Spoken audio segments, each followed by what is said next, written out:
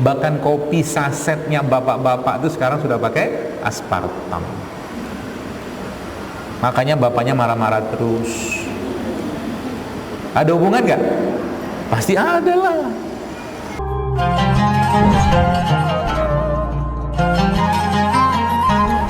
Ketika ketakseimbangan itu terjadi, ya, ketakseimbangan itu lebih dominan yang jahatnya, bakteri jahatnya daripada bakteri buruknya, bakteri baiknya, maaf, maka pasti akan terjadi gangguan di sini, ya, depresi, kecemasan, segala macam, ya.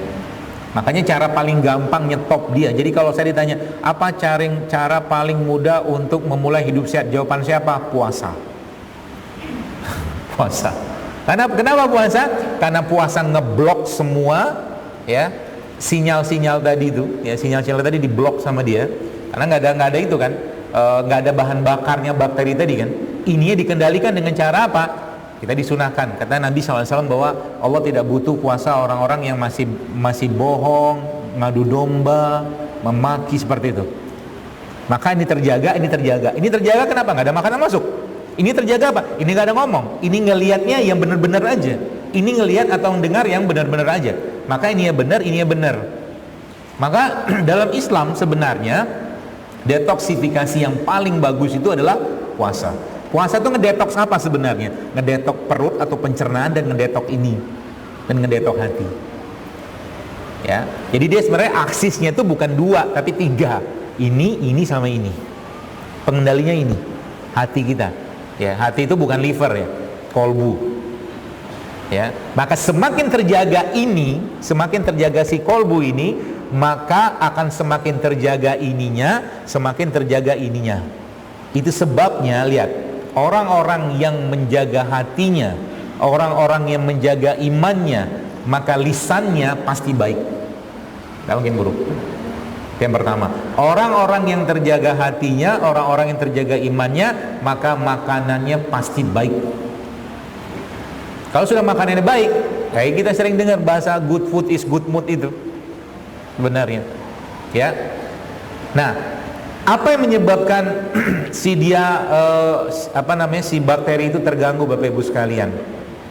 Ya, berarti kan urusannya sama ini kan? Ini bermasalah, maka dia terganggu. Gitu. Ya. Tapi secara fisiknya dia, maka si bakteri yang ada di pencernaan kita itu juga bisa diganggu dengan berbagai macam penyebab. Banyak, kita akan bahas satu-satu, ya. Penyebab paling mudahnya ada stres. Jadi semua stres, baik stres yang berhubungan dengan emosi atau apapun, ya pastinya emosi gitu ya, itu akan mempengaruhi keseimbangan bakteri yang ada pada pencernaan kita, yang kita kenal sebagai disbiosis. Ya. Kemudian apa lagi? Antibiotik. Ya, makanya jangan mudah atau jangan gampang-gampang makan antibiotik. Kalau nggak penting jangan makan antibiotik ya. Apalagi Anda harus tanya pada yang ahlinya untuk nanya dosis segala macam. Tapi kalau bisa jangan pakai antibiotik dulu. Ya, pakai yang alami-alami dulu. Ya, kemudian apa lagi? Nah, ini dia nih. Semua yang mengandung gula olahan, gula pasir atau pemanis buatan, itu juga mengganggu keseimbangannya mereka. Jadi kita nggak pakai gula pasir, tapi pakainya pemanis buatan, samimawon. Dan sekarang sebagian besar produk pangan, lihat, Anda nanti coba riset masuk ke supermarket, lihat di sana pemanis buatan banyak banget. Apa saja pemanis buatan itu? Macam-macam namanya. Ada namanya aspartam, ada namanya asesulfam, macam-macam. Nanti coba di browsing aja. Bahkan kopi sasetnya bapak-bapak itu sekarang sudah pakai aspartam. Makanya bapaknya marah-marah terus. Ada hubungan nggak? Pasti ada lah. Ya, kalau bapak-bapaknya marah, ya, apa yang harus Anda lakukan? Ya, selain Anda usap dadanya, maafkan aku, ridoin aku, kan gitu kan? Diberi petunjuknya kan begitu. kasih dia air madu, kasih dia kurma, ya, kasih dia kismis. Ada hubungannya? Ada. Jadi waktu lagi nggak nyaman hati itu, nah kasih yang manis-manis, yang sehat. Nanti hatinya akan kembali. Jadi bukan hati sih, nanti makanan tadi itu akan diolah oleh si makhluk-makhluk tadi itu untuk menjadi sensasi rasa atau sensasi hormon yang akan dikirimkan sinyalnya ke otak. Gitu. Ya. Apalagi obat menyebabkan dia masalah? Anti nyeri, obat-obatan anti nyeri itu, ya. Contohnya apa? Ya banyak lah, mau sebutin. Nanti dipikir lagi. Obat anti nyeri, ya. Itu juga mengganggu. Makanya orang yang minum antibiotik atau anti nyeri pasti akan ada ditulis di situ apa? Efek samping. Efek samping paling sering apa? Mual, ya kan? Mual, kembung, iritasi, ya, itu kan efek-efek pencernaan sebenarnya. Kenapa? Bakteri baiknya terganggu. Ya. Apalagi yang bisa bikin masalah itu? Banyak ya, pestisida tuh. Nah, makanya kalau memungkinkan dan anggarannya ada, belinya sayur organik. Kalau tidak ada, sayur biasa Anda rendam dulu dalam cuka apel, cuka madu, cuka nanas, ya, supaya logam-logam beratnya itu hilang, ya, karena dicuci pakai air biasa nggak bisa, dan itu menjadi biang kerok banyak pestisida, itu menjadi biang kerok banyak kanker, ya, kanker. Ya, di mana-mana sekarang kanker, tumor, segala macam kayak gampang banget kita temukan itu. Kemudian obat-obat penekan asam lambung. Ya, jadi hati-hati meminum obat asam lambung. Saya ajarin satu ilmu, ya. Ilmu ini sebenarnya sederhana.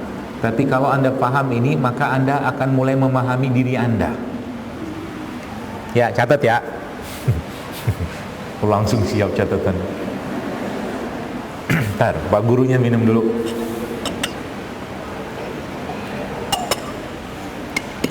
Allah menciptakan dua keseimbangan atau dua kondisi. Kondisi hiper, berlebih, dan kondisi hipo. Oke, ini urusan sama lambung, supaya nanti tahu bagaimana cara ngobatin lambung.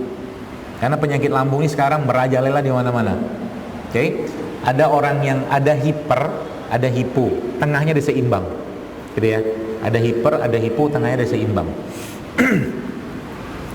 Ada orang manusia yang diciptakan Allah dari awal lahir sampai dia dewasa, sampai jadi bapak-bapak, sampai jadi nenek, tensinya nih nggak pernah normal. Versinya dia, tensinya kan tensi normal 120/80 kan gitu. Tensi dia tuh 90/70, 100/80, gitu-gitu aja terus. Tapi dia bisa melakukan aktivitas normal-normal saja. Ya, maka orang kayak begini, Bapak Ibu sekalian, jangan dipaksain menjadi angka normalnya orang normal. Karena orang ini diciptakan Allah dalam kondisi hipo ya. Jadi jangan paksa dia untuk, misalkan tensinya bisa 90/70, itu buat dia aman-aman saja, biarin aja. Jangan dipaksakan naik dengan makan garam seabrek-abrek misalkan, biarin aja. Nah, jadi nggak normalnya dia kalau berapa? 120 udah nggak normal. Paham ya? 120 sudah nggak normal. Berarti kalau dia hipotensi, kalau dia disebut dengan hipotensi itu orang kayak begini, maka bisa jadi tensinya 80 atau 70 hipotensi dia. Tapi kalau orang yang normal sudah sangat hipotensi kan? Nah, orang yang defaultnya sudah hipo kayak begini, maka semuanya akan hipo. Ya, kalau dia tadi pembahasan kita masuknya ke tadi tekanan darah, maka lambungnya juga akan menjadi lambung yang hipo. Oke, apa dok tanda-tanda orang yang lambungnya hipo? Itu kan, tanda-tanda orang yang lambungnya hipo ini apa? Dia tidak kuat, perutnya kosong. Paham? Dia tidak kuat, perutnya kosong, bawaannya pengen makan terus. Makanan tadi akan jadi jebakan Batman untuk dia kalau dia salah makan. Jadi, nah itu yang pertama. Lalu yang kedua, nanti orang yang hipo kecenderungan gulanya juga akan rendah, tapi dia aman-aman saja. Ya, dia akan aman-aman saja orang yang hipo. Jadi sebutlah mungkin gula normal itu berapa? Ya 80 lah misalkan. Gula dia kadang-kadang 60 gitu-gitu. Tapi buat dia tangan-tangan aja, tidak masalah. Syaratnya apa untuk mempertahankan itu? Dia harus sering-sering makan. Nah, makanan inilah yang nanti akan jadi ujiannya dia. Ya, dia memang butuh sering makan. Oke, dia memang butuh sering makan. Tapi kalau yang dimakan keliru, yang dimakan berlebihan, maka gula darahnya atau mungkin gula asam lambungnya akan naik. Maka untuk orang hipo sebenarnya obatnya ketika dia kena asam lambung yang tinggi bukan dikasih obat asam lambung, tapi makan yang benar untuk mengembalikan keseimbangannya dia. Paham? Paham apa pura-pura paham? Kok tiba-tiba kenapa asam lambungnya berlimpah? Nah, kebanyakan terjadi disbiosis. Gula berlebihan, karbohidrat olahan berlebihan, makanan sintetik berlebihan. Berarti saya tetap boleh dong makan gula, makan karbohidrat, benar boleh, tapi karbohidrat atau gula yang masih alam, masih bagus, yang masih mengandung serat. Contohnya apa? Daripada misalkan makan nasi yang ada pestisida misalkan, lebih baik dia makan singkong. Sama-sama karbo, tapi karbonya lebih aman untuk dia. Gitu loh. Jadi kalau misalkan si orang yang hipo tadi itu, Bapak sekalian, si orang hipo tadi misalkan saat dia lapar, dia makan roti, kan karbo olahan itu akan muncul lagi laparnya nanti. Maka orang kayak begini kalau saya membahasakan tersesat dia sebenarnya. Kembalikan ke jalan yang benarnya dia. Makan yang benar gitu kan. Ya. Nah, itu misalkan bicara karbonya, maka sebenarnya, jadi kalau kita bicara orang yang hipo kena asam lambung, sebenarnya obatnya apa? Ikutin aja pola makan dia. Kalau dia biasa makannya 5 kali 7 kali sehari, makan dalam jumlah sedikit, makannya yang benar, nanti asam lambungnya hilang. Kalau memang butuh katakanlah tambahan apa? Tambahan suplemen misalkan yang lain, boleh kasih dia apa misalkan. Pernah saya sampaikan juga masalah ini. Obat paling mudah asam lambung itu adalah air tajin. Air tajin. Karena dia mengandung amilum, gula yang gampang diserap. Ya. Nah, air tajinnya itu ya, atau kalau nggak ada air tajin Anda bisa pakai bekatul. Bekatul itu bukan makanan ayam ya, ada bekatul yang bisa kita makan. Ya. Nah, lalu itu kan, lalu yang kedua, yang selanjutnya kasih probiotik. Ya, karena untuk mengembalikan keseimbangan asam lambungnya tadi yang hipo. Jadi sebenarnya orang ya, dan itu memang secara riset ya, secara penelitian juga sebagian besar orang-orang atau manusia modern kayak kita ini kecenderungannya atau lebih dominan kita tuh hipo daripada hiper. Jadi sebenarnya banyak orang yang kena asam lambung itu sebenarnya aslinya itu di hipo, bukan hiper. Jadi tugas kita bukan menurunkan asam lambungnya, tapi mengembalikan keseimbangan asam lambungnya. Dengan cara apa? Makan yang benar, ya, kasih gula yang benar, kasih amilum yang benar, kasih probiotik, nanti hilang dia. Mudah? Mudah kan?